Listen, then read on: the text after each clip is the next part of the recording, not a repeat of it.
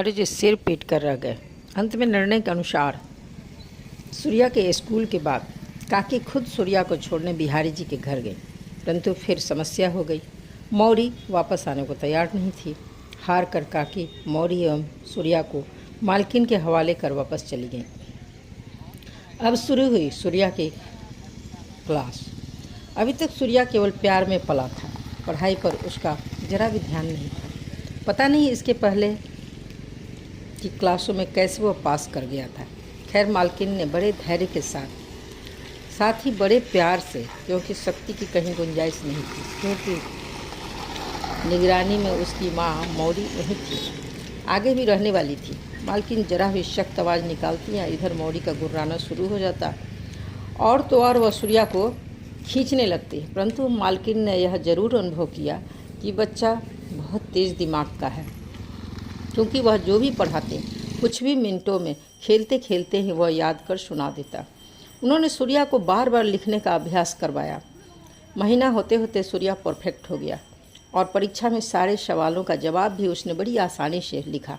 शिक्षक दंग रह गए। उन्होंने सूर्या की पीठ थपथपाई और आगे की क्लास में बढ़ा दिया। दरअसल सूर्या को पढ़ाई समझ में नहीं आ रहा था, जिसके कारण वह अपनी कक्षा में फेल हो गया। रघुनाथ के लिए काला अक्षर भैंस बराबर था, परंतु उसने सूर्या के लिए बड़े सपने पाले थे। उसने कहीं सुन रखा था कि कलेक्टर सबसे बड़ा अफसर होता है। वह कहता था, मेरा सूर्यनंदन कलेक्टर बनेगा। बिहारी जी हंसते, उसका कभी कभी मजाक भी बनाते, परंतु रघुनाथ अटल था। उसने सूर्या को बार बार बोल कर सिखाया, सूर्या क्या बनेगा? नन्हा सूर्या तोतली आवाज़ में बोलता, कलेक्टर बनूंगा। पिता पुत्र की इस जोड़ी को देखकर बिहारी जी की आंखों के कोने कभी कभी भींग जाते और बाद में खुद बिहारी जी भी रघुनाथ जैसा ही सुर अलापने लगे। सूर्या कलेक्टर बनेगा। समय का चक्र बदल रहा था। बिहारी जी रिटायर्ड हो गए। सूर्या 10th में पहुंच गया। पढ़ाई पर रात दिन की मेहनत थी। रघुनाथ बहुत ख्याल रखता। खुद बिहारी जी और उनकी पत्नी उसे पढ़ाते।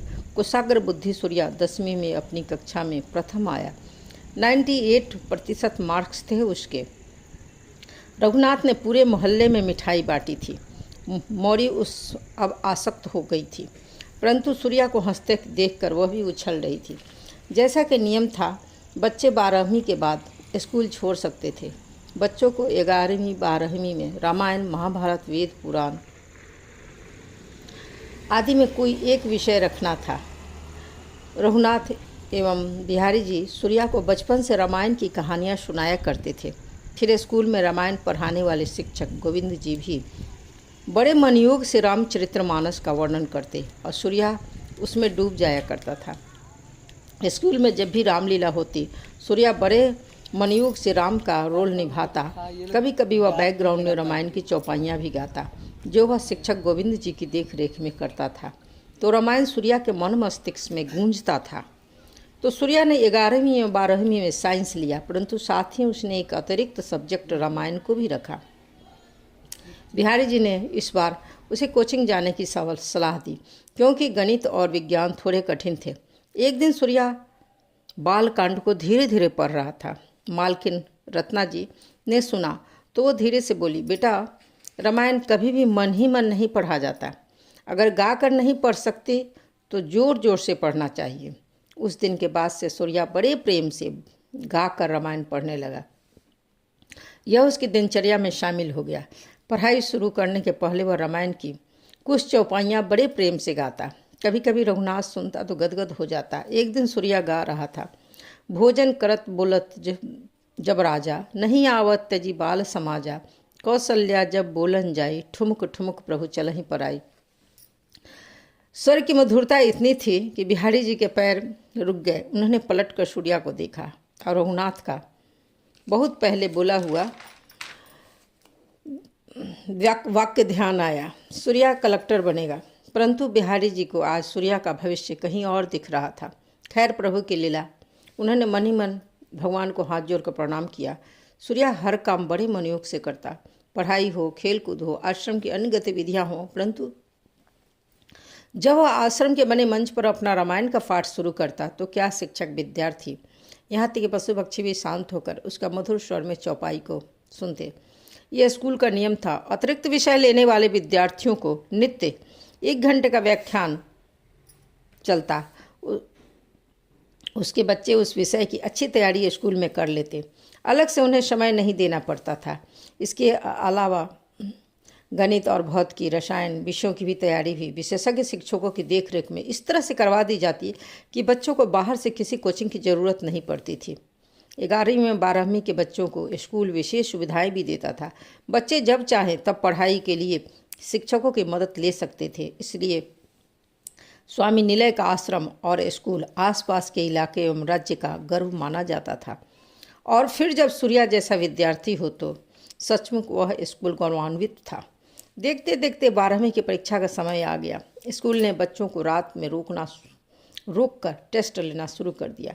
बहुत कम बच्चे घर जाते। बिहारी जी ने सूर्या को स्कूल में रुकने का सलाह दी, परंतु सूर्या का स्कूल में रुकना संभव नहीं था। वजह मौरी थी, जो प्रायः अब अशक्त हो चुकी थी और सूर्या के हाथों से ही खाना खाती। उसकी सेवा कर सूर्या मातृ ऋण से मुक्त होना चाहता था। मौरी अभी भी सूर्या के साथ लगी रहती। उसकी आंखों में जो मातृत्व टपकता था उसको सूर्या अच्छी तरह समझता था। अभी भी वह सूर्या की चौकी पर वह विराजमान रहती। अभी भी वह जब सूर्या बिहारी जी के यहाँ पढ़ने जाता तो पीठ पर उसका बैग और गोद में मौरी रहती, और जहाँ वह बैठता अपने बगल में ही मौरी को बैठाता। केवल जब सूर्या को स्कूल जाना होता तो मौरी उसे बस तक छोड़ने जाती और फिर वापस आकर बरामदे में उसके आने का इंतजार करती। वह वहीं सोई रहती। परंतु जब मौरी चलने में अक्षम हो गई तो रघुनाथ के गोद में चढ़कर बस तक जाती। फिर वापस आकर रघुनाथ उसे बरामदे में बैठा देता। कभी कभी वह कटोरी में दूध पिलाने की भी कोशिश करता, परंतु वह सूर्या के बिना कुछ भी नहीं खाती। बिहारी जी और रघुनाथ ने उसे पशु रोग विशेषज्ञ को दिखाया और डॉक्टर बोला, उम्र का असर है। कुत्तों की उम्र 12 साल ही होती है और ये 17 साल की हो चुकी है। यह सुनकर दोनों चुप ही हो गए और उसे वापस लेकर आ गए। मौरी समझदार थी, उसे इंसानी भाषा की समझ थी। डॉक्टर ने जब बोला तो उसने एक करुण दृष्टि से डॉक्टर की तरफ देखा, फिर सिर टेबल पर रख ली थी। बिहारी जी समझ गए थे कि मौरी हफ्ते 10 दिन की मेहमान है। उन्होंने स्कूल जाकर प्रधानाचार्य से बात की और कहा कि सूर्या ऑनलाइन टेस्ट दे सकता है। पहले तो प्रधानाचार्य बात को नहीं समझ सके, पर जब सारी कहानी उनको बताई गई तो उन्होंने स्कूल की कमेटी में इस समस्या को रखी। फिर सूर्या को ऑनलाइन टेस्ट लेने की अनुमति मिल गई। ऑनलाइन टेस्ट की सारी व्यवस्था बिहारी जी ने रघुनाथ के झोपड़े में ही कर किया ताकि मौरी को ज़्यादा कष्ट न हो और सारा समय सूर्या मौरी का देखभाल ध्यान रखे।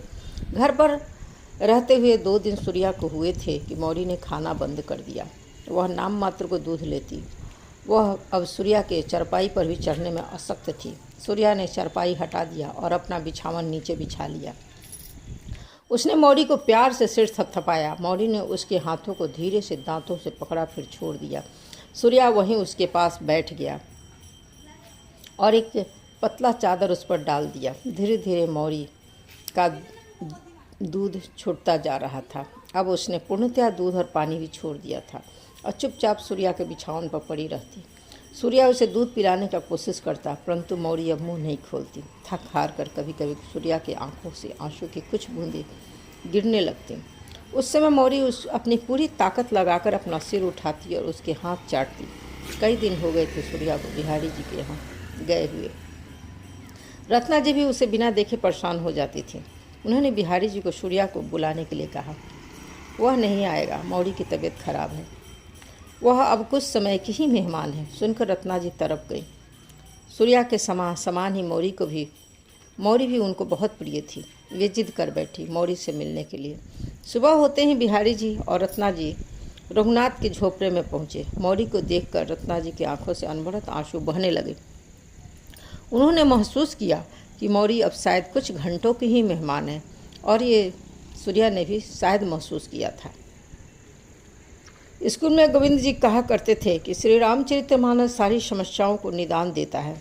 अगर मनुष्य का अंतिम समय चल रहा हो तो अगर मानस पाठ किया जाए तो आत्मा को मुक्ति मिलती है और आत्मा परमात्मा में विलीन हो जाती है या वो कष्ट से मुक्त हो जाती है। मौरी सूर्या को बहुत प्रिय थी। उसके कष्ट को देखकर वह भी चाहता था कि उसे मुक्ति मिले। मौरी बस आँख खोलकर बस सूर्या को देखती थी। सूर्या ने उसे प्यार से सहलाया और बोला, जाओ मौरी, अब जाओ, मुक्त हो जाओ। बोलते ही सूर्या के आँख से आंसू बहने लगे।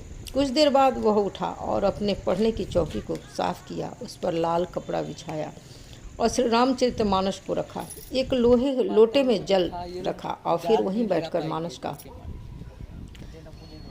महाराजा दशरथ का वियोग और भगवान श्री राम का वन गमन प्रसंग पढ़ने लगा।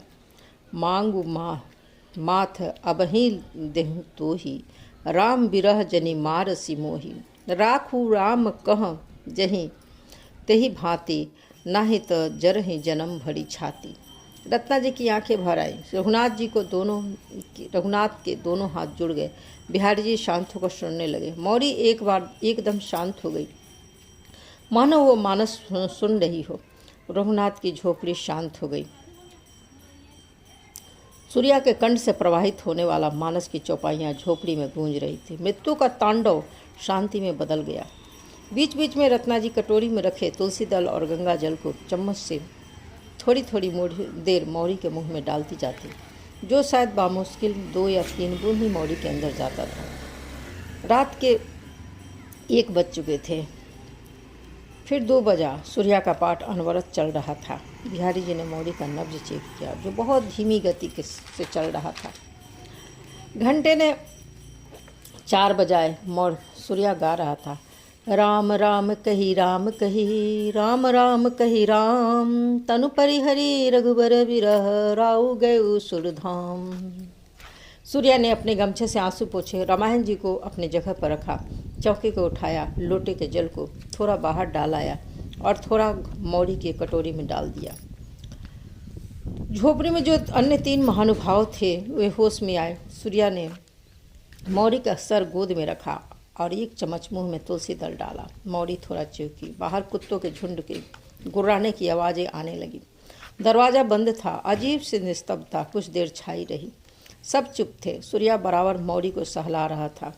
कुछ देर बाद झोपड़ी में मौरी के शरीर की से उठने वाली एक तेज गंध उठी, जो सबके पास क्षण भर रुकी, फिर झोपड़ी से विलीन हो गई। रत्ना जी अस्तबद्ध सी मौरी के पास गई। उन्होंने बिहारी जी को इशारा किया। बिहारी जी ने मौरी का नब्ज चेक किया, फिर बिना कुछ बोले लाल कपड़ा सिर तक उड़ा दिया। सूर्या समझ गया। उसकी आंखों से आंसू की कुछ बूंदें गिरी। फिर वह संभल गया। रघुनाथ ने एक चादर बिछाया और मौरी को लिटा दिया। सुबह होने वाली थी। बिहारी जी, रघुनाथ जी और सूर्या, ये तीनों मिलकर मौरी को शमशान भूमि ले गए और उसका अग्नि संस्कार किया और फिर उसकी हड्डियों को चुनकर नदी में प्रवाहित कर दिया। लौटते समय सूर्या ने हजाम के यहाँ जाकर सिर घुटवाया, फिर घर आया, जहाँ रत्ना जी और काकी इंतजार कर रही थी। वे दोनों सूर्या को देखकर रोने लगी।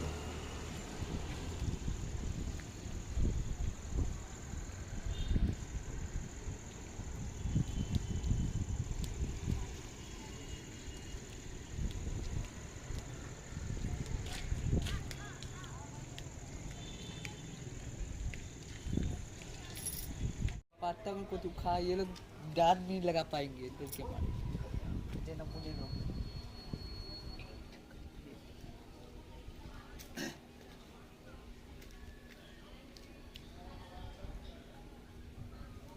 ये है क्या? ठीक है।